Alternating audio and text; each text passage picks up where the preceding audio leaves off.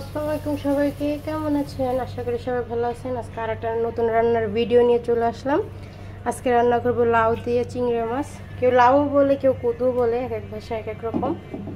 আমি পেঁয়াজ কুচি দিয়ে দিলাম লাল হওয়ার জন্য। তো গাইস, আমার ভিডিও আপনাদের কাছে কেমন লাগে অবশ্যই কিন্তু কমেন্ট করে জানিয়ে যাবেন। কমেন্ট করতে ভুলবেন না, সাবস্ক্রাইব করতে ভুলবেন না। পেঁয়াজটা লাল করতে দিয়ে দিলাম। পেঁয়াজটা লাল হয়ে গেছে, এখন পরিমাণ মতো পানি দিয়ে দিব কষানোর জন্য। আজকে মরিচের গুঁড়োটা একদম কম দিব, যে কারণে আজকে একদম কম দিব। আজকে কাঁচামরিচ দিব, যেখানে একটা লাউ। এখানে 1 চামচ লবণ দিয়ে দিব, সামান্য আর একটু দিব। হলুদটা পরিমাণ মতো দিয়ে দিলাম 1 চামচ থেকে আর একটু দিব। এখন মশলাটা ভালোভাবে নেড়ে নিব। এখন আমার মশলাটা কষানো হয়ে গেছে, মশলাগুলো দিয়ে দিব।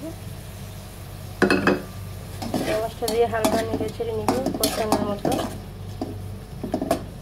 পরে আপনার লাউটা দিয়ে দিব। এখন আমার এটা কষানো হয়ে গেছে, আমি সামান্য এখানে পানি দিছি। হালকা একটু উতলে আসলে লাউটা দিয়ে দিব। এখন আমি লাউগুলো দিয়ে দিলাম কষানোর এখানে। হালকা নেড়ে নিই, ভালোভাবে উল্টে পাল্টে নেড়ে নিছি।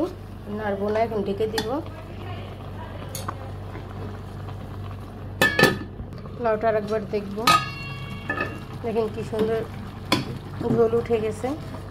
আমি এখানে একটু পানি ইউজ করি নাই, লাউটায় মজে পানি উঠে গেছে, ঝোল। এখানে আর কোনো এক্সট্রা পানি ইউজ করব না, আর একটু হবে, আবার ঢেকে দিব। কে লাউ দিয়ে চিংড়ি মাছ খান অবশ্যই কিন্তু কমেন্ট করে জানিয়ে দেবেন। আর আমাদের রান্নাটা কেমন হয় সেটাও কিন্তু কমেন্ট করে বলে যাবেন আপনারা। এখন আমি কাঁচামরিচগুলো দিয়ে দিব, কাঁচামরিচ ধনিয়া পাতা একসাথে দিয়ে দিলাম। কাঁচামরিচ নেড়ে ছেড়ে নিব। আমি চুলার আঁচটা একটু কমিয়ে দিছি।